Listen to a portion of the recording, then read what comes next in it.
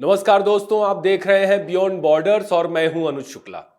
अभी संसद का बजट सत्र शुरू होने से पहले प्रधानमंत्री नरेंद्र मोदी ने कहा था कि यह पहला सत्र होगा जिसमें कोई विदेशी हस्तक्षेप नहीं हुआ। संभवतः मोदी ने ऐसा इसलिए कहा होगा क्योंकि इस बार संसद का सत्र शुरू होने से ठीक पहले पश्चिमी देशों, संस्थाओं या व्यक्तियों की तरफ से कोई मुद्दा खड़ा नहीं किया गया जो पिछले 4 साल से हर सत्र की शुरुआत से पहले लगातार देखने को मिलता था। 2 दिन के अंदर ही मोदी को अपनी गलती का एहसास हो गया होगा और अब पूरा देश देख रहा कि इस बार विदेशी हस्तक्षेप संसद के बाहर से नहीं, सीधे संसद के अंदर से हुआ है।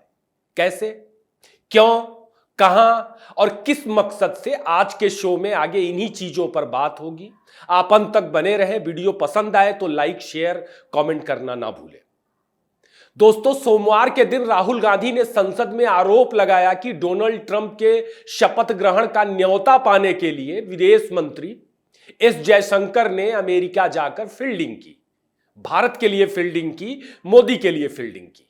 45 मिनट के भाषण में राहुल गांधी ने आर्टिफिशियल इंटेलिजेंस से लेकर कार, मोबाइल तक हर वो बातें की जो वाकई विकास का पैमाना हो सकती हैं, विकास पर राजनीति के लिए जरूरी हैं। और इन 45 मिनटों में राहुल गांधी ने कम से कम दोस्तों 34 बार चीन का नाम लिया होगा। चीन ये, चीन वो, चीन का ये अच्छा है, चीन का वो अच्छा है, चीन हमसे 10 साल आगे निकल गया और हम हाथ पे हाथ धरे बैठे हुए हैं। चीन की तारीफ में राहुल गांधी ने जो भी राहुल गांधी कह सकते थे, राहुल गांधी ने सब कुछ कह डाला। कमी बस ये रह गई कि वे 3 चीजों का जिक्र करना चीन को लेकर के भूल गए। एक, चीन के लोग अच्छे हैं। दूसरा, चीन की लड़कियां अच्छी हैं। और तीसरा, चीन का भोजन अच्छा है।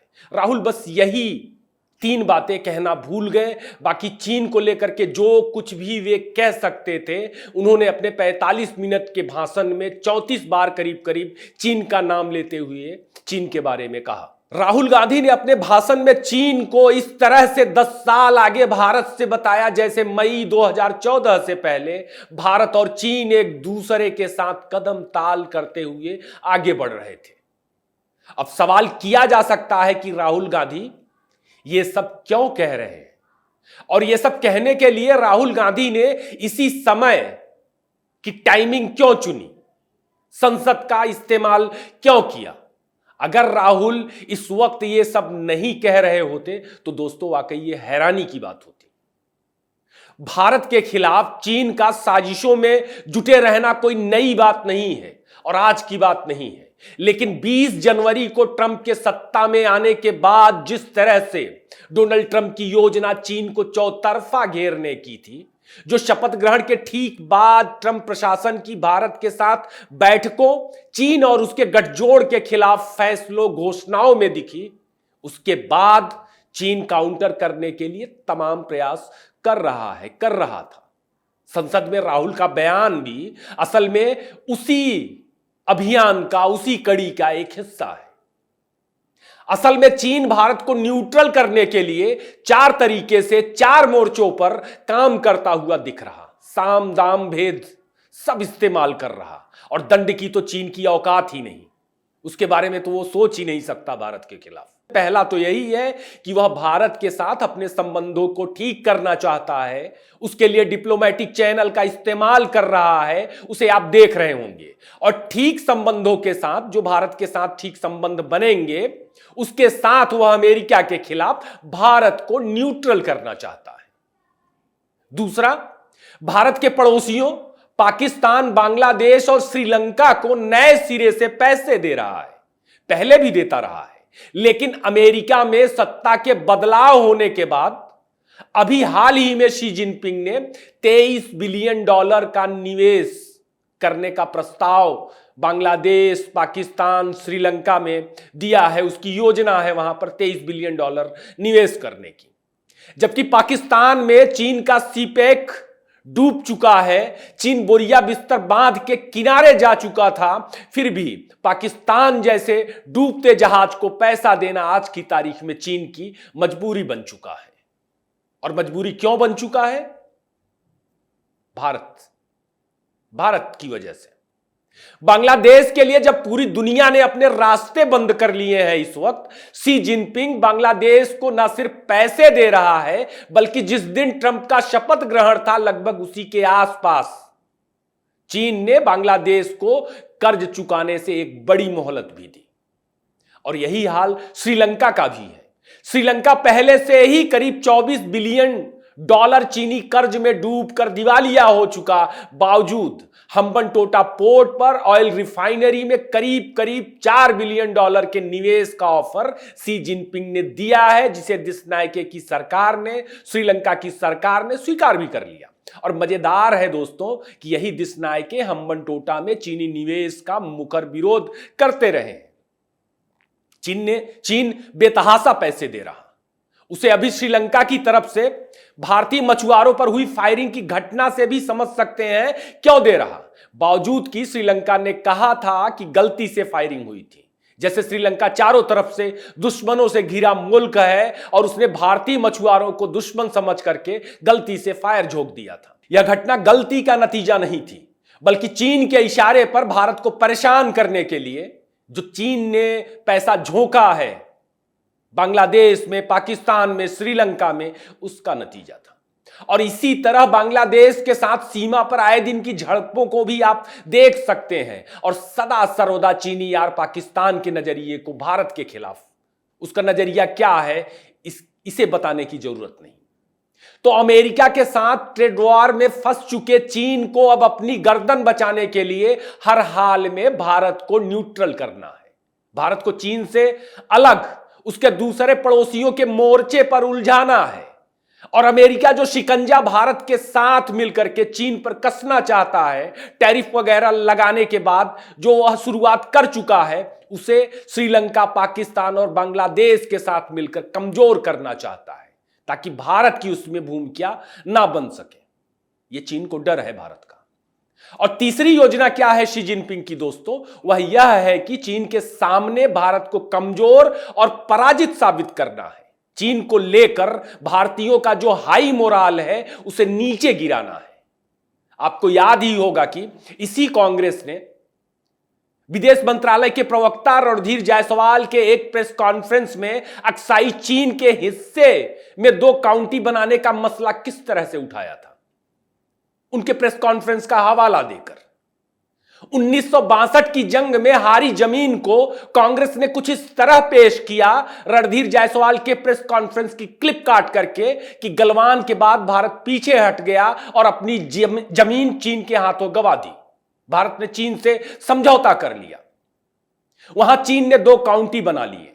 कांग्रेस ने ऐसे आरोप लगाए।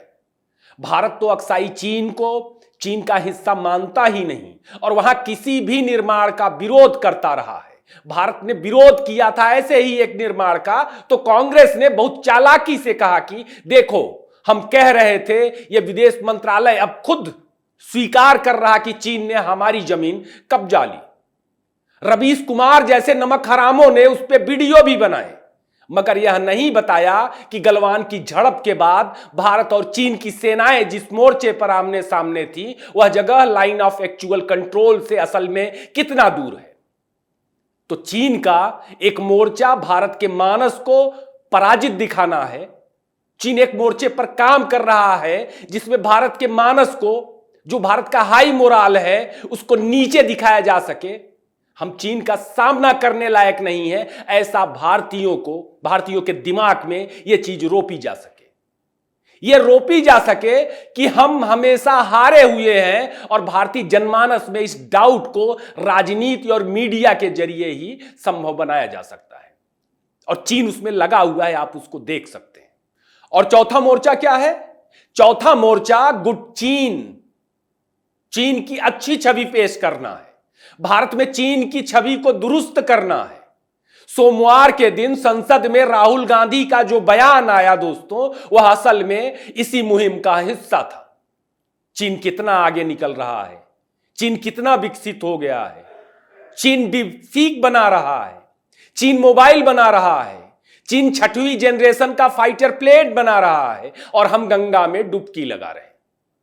गंगा में डुबकी लगाने से रोजगार मिलता है क्या? हम 10 साल पीछे हो गए। आपने ये तमाम चीजें सुनी होंगी।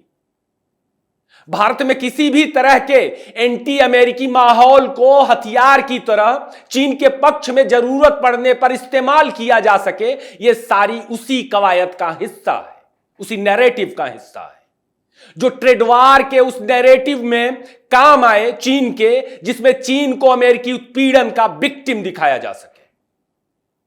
डीप सीक के बाद भारतीय मीडिया में चीनी प्रोपेगेंडा आपने देखा ही होगा। रवीश जी ने भी अब क्रांतिकारी वीडियो बनाए।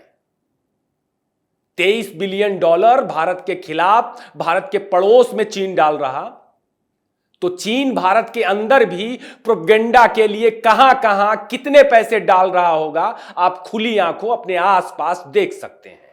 आपने गौर भी किया होगा शायद। अभी ज्यादा पुरानी बात नहीं, डीप सीक की बहस को लेकर सोशल मीडिया पर ऐसे कमेंट खूब चले कि चीन ने पिछले 6 महीनों में 6th जनरेशन का फाइटर जेट बना दिया, नकली सूर्य बना दिया, डीप सीक वगैरह बना दिया और फलाने ढिमाके क्या क्या कर दिया। और भारत ने क्या किया? गंगा में डुबकियां लगाई। खरगे ने यही सवाल किया था ना कि गंगा में डुबकी लगाने से रोजगार मिलता है क्या? आपने देखा होगा कि किस तरह पिछले 20 जनवरी के बाद से लगातार चीन के पक्ष में कसीदे गढ़े जा रहे हैं और एक नैरेटिव को, भारतीय जनमानस की जो एक धारणा है, उसको बदलने की कोशिशें की जा रही हैं। हां, यह सच्चाई है कि चीन हमसे कई मायनों में बहुत आगे है, कई क्षेत्रों में बहुत आगे है। तो क्या करें राहुल जी? खड़े होने की कोशिश ना करें? उगलों मुगलों और गोरी चमड़ी के राजकुमारों के बाद अब चीनियों के भी गुलाम बन जाएं? और चीन हमसे 10 साल आगे है तो क्या 2014 में आगे हो गया राहुल जी? 2014 मई तक आप चीन के साथ कदम ताल करते हुए चल रहे थे। चीन में कम्युनिस्ट राज और भारत की आजादी कमोबेश एक साथ की घटनाएं हैं। फिर तो सबसे बड़ा सवाल आप पर आता है कि चीन जो हजारों साल से हमारे पीछे पीछे चलता रहा, आखिर वो कैसे 7 से 8 दशकों में हमसे आगे निकल गया? सवाल इसलिए भी ज्यादा महत्वपूर्ण है क्योंकि 1990 तक चुनौती विहीन और स्थायी कांग्रेस राज के बावजूद भारत क्यों पिछड़ गया चीन से? आपने जिन दादों परदादों का हिसाब आप डायरी में लेके घूमते रहते हो, उनके निकम्मेपन पे बात क्यों नहीं करते? चीन आज दूसरी बड़ी अर्थव्यवस्था है। उल्टे पिछले 10 साल में भारत भले छठी पीढ़ी का फाइटर प्लेन ना बना पाया हो, मगर 5वीं बड़ी अर्थव्यवस्था बना, चांद पर गया, मंगल मिशन पूरे किए, बहुत सी चीजें हैं बताने को। बावजूद कि चीन आगे है हमसे कई मायनों में, भारत पीछे है, लेकिन उससे राहुल गांधी जी आपको कोई लेना देना नहीं। आपको तो बस भारत की उस कुर्सी पर बैठना है जिसे दुर्भाग्य से आप गांधी परिवार की बपौती मान चुके हैं। देश को आपने जागीर मान लिया है। आप कुर्सी पर बैठने के लिए किसी भी हद तक जा सकते हैं, आपको चीनी मदद लेने देने से भी गुरेज नहीं। तो जब राहुल गांधी कह रहे थे संसद में हम चीन से पिछड़ गए, हम चीन से 10 साल पीछे हैं, लोगों को कांग्रेस के मंत्री का वो बयान याद आ रहा था जिसमें उसने चीन से लगी सीमा पर सिर्फ इसलिए सड़क वगैरह नहीं बनवाया क्योंकि उनकी सरकार को डर था कि युद्ध की स्थिति में चीन इसका इस्तेमाल कर लेगा, वह भारत में घुसाएगा इन्हीं सड़कों के जरिए। लोगों को कांग्रेस ने जो MOU साइन किया था चीन के साथ, शी जिनपिंग के साथ, चीनी कम्युनिस्ट पार्टी के साथ, वह भी याद आ रहा था जब राहुल गांधी बोल रहे थे कि भारत चीन से 10 साल पीछे हो गया है, पीछे चल रहा है। बाकी यह ठीक बात नहीं। जहां तक बात डोनाल्ड ट्रंप के शपथ ग्रहण की है, राहुल गांधी की नाराजगी समझी जा सकती है। सैम पित्रोदा ने डोनेशन वगैरह से बहुत प्रयास किए, मगर राहुल गांधी के लिए शपथ ग्रहण में एक टिकट, एक कुर्सी फाइनल नहीं कर पाए, जिसके जरिए कांग्रेस राहुल के चेहरे को रीपैकेज कर सकती थी, या उसकी योजना थी भारत में रीपैकेज करने की, क्योंकि कांग्रेस को लग रहा है कि अब विदेशी मुद्दों पर भारत में ज्यादा वोट मिलता है। वह खींच बजट सत्र के भाषण में साफ साफ राहुल गांधी के चेहरे पर नजर आ रही थी। राहुल गांधी जी, लोग आपकी तरह नहीं हैं, सरेआम देख रहे हैं और समझ भी रहे हैं। बाकी ना पाकिस्तान, ना बांग्लादेश और ना आप चीन की हिफाजत नहीं कर पाएंगे, किसी भी सूरत में नहीं कर पाएंगे। आज के लिए बस इतना ही। एपिसोड कैसा लगा जरूर बताएं, इसे लाइक करें, शेयर करें। फिर किसी नए टॉपिक पर मुलाकात होगी। आपने इतना वक्त दिया, आपका बहुत बहुत धन्यवाद।